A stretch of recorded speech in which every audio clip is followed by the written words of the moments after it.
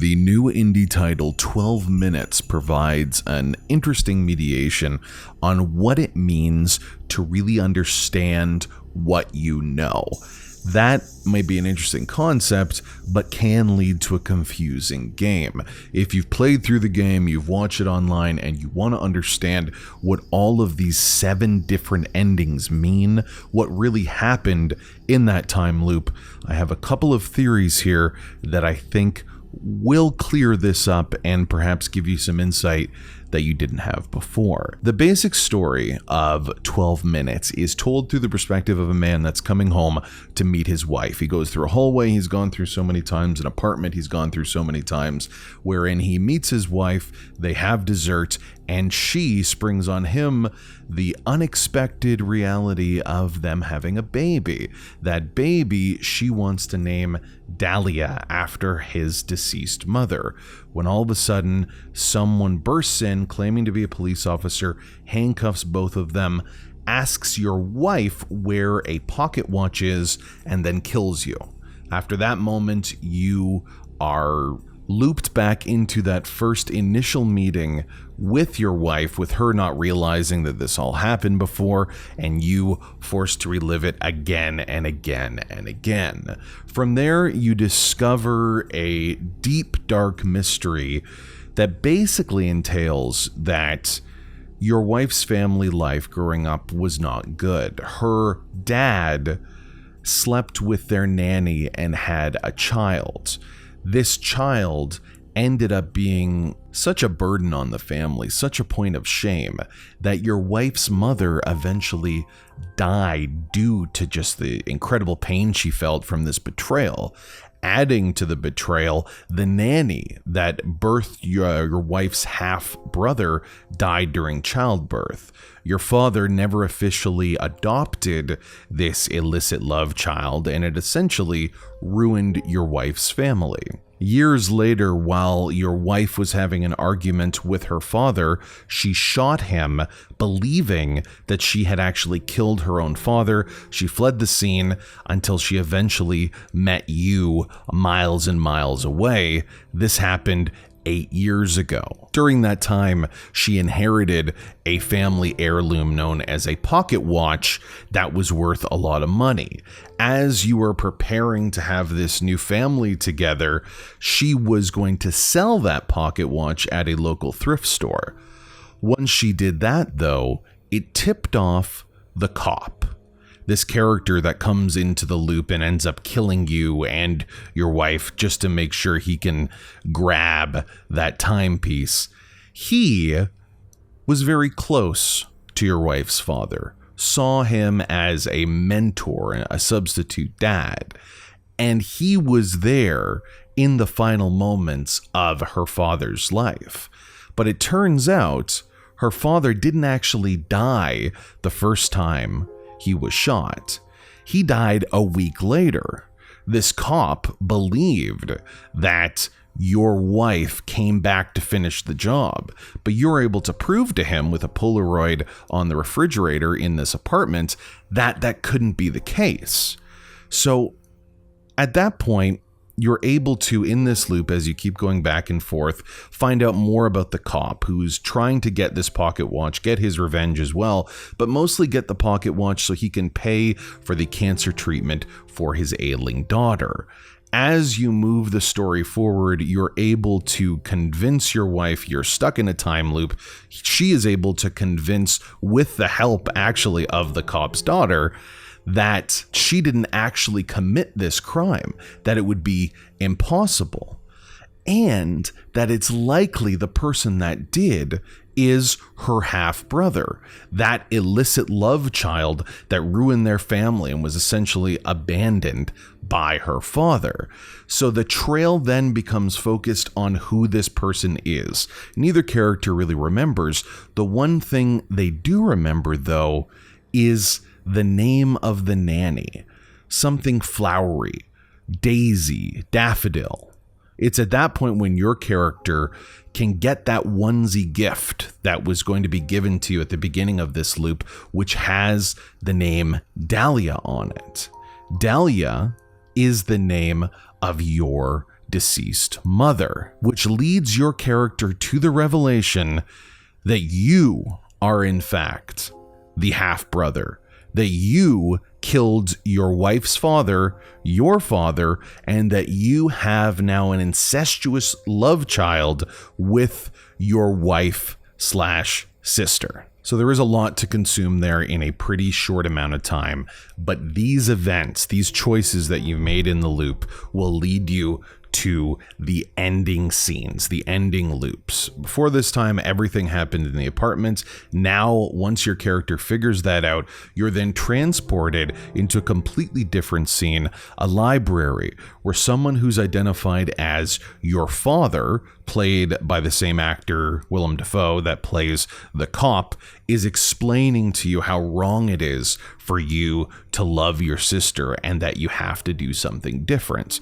It's at this point that there are actually 6 or even 7 unique endings that can occur.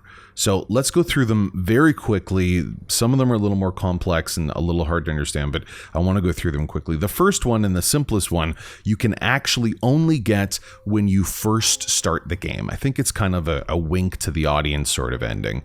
Basically, you start the loop, walk into your apartment, and do nothing. Once you do nothing, the character of your wife kind of steers the conversation in a direction she doesn't normally, and she takes you out of that apartment. The loop still continues, but this is considered a divergent ending. One of the more gruesome endings is the coward ending, where you knock out your wife, capture the cop, and then do everything he says to make it look like your wife committed suicide. Really horrific, really strange. Don't recommend it. This is, of course, followed by one of the more touching and beautiful endings, when you're able to actually trick the cop through his daughter into not even coming into the apartment. This gives you the chance to have one beautiful, perfect, uninterrupted night with your wife. Everything goes right, we're happy about the child, and you end up in the bedroom together. Keep listening, because this isn't actually, I think, incest when we go through and hear all the theories. So that's one distinct theory. It still boots you back into the time loop. Another one is the confessed ending, where you tell your wife what happened, you take complete responsibility, you get the watch, you tell the cop what happened, you say you're the killer, you don't blame anyone else but yourself. He is so shocked by all this, he just takes the watch and leaves. Your wife locks herself into the bathroom, and there's not a lot you can do. There are 3 other main endings, though, that speak more towards completing this loop. The first one is called Alone. That's when you go back to this conversation with the father, now in a different setting, and you agree to his demands to just leave his daughter, your wife, alone. You're pushed back in the loop, but no one is in there, and you are truly alone. The next one is called Continue. You only get this if you're able to cite a book of meditations that you in the loop saw your wife reading. Say this to your father, who then kind of says, okay, I will teach you how to forget this. I will teach you how to continue your life without remembering anything that happened.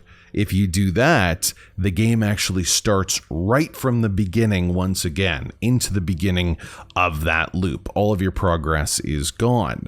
The true ending, what I believe to be the true ending, is called mindfulness. This occurs very similar to the continue one. You have your conversation with your dad, and then at that point, you keep an eye on the clock. You look directly into the clock, and this is going to tie in a lot to the theory I have about this game.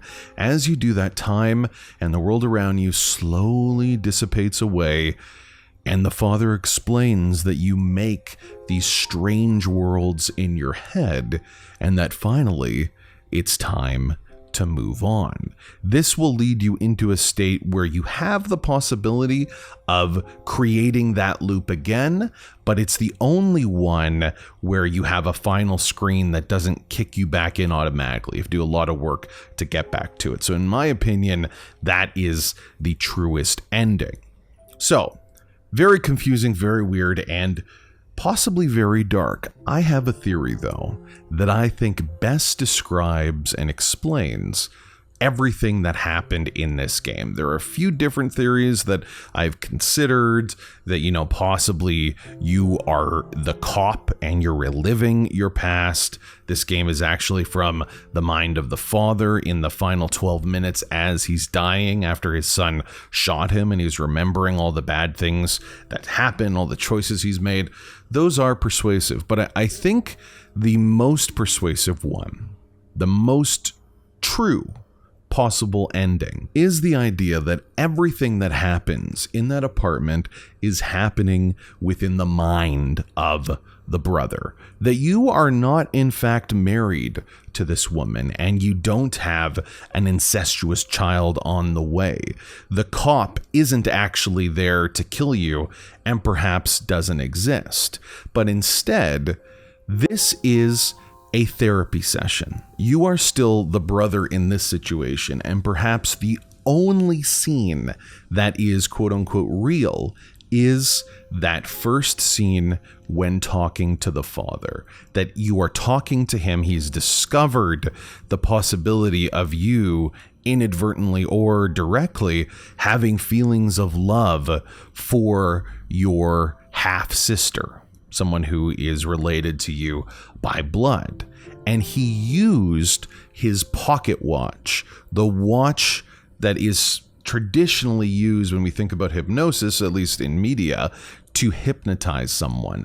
And he is trying as hard as he can in those 2 minutes before midnight to help you work through his shame and your shame, the mistakes that he has made as a terrible father to you and the rest of this family, and the mistakes you are making that aren't really necessarily your fault. These are virtues of birth. You were not born to that loving household that could direct you into a more healthy way of living. So this is your father essentially making amends. That's why the watch, I think, at first plays such an important figure in this storytelling. So as you're being hypnotized, you're going through your character's kind of imagination, the secret worlds that he's inventing of what this life could be with his half-sister, the happiness they could have.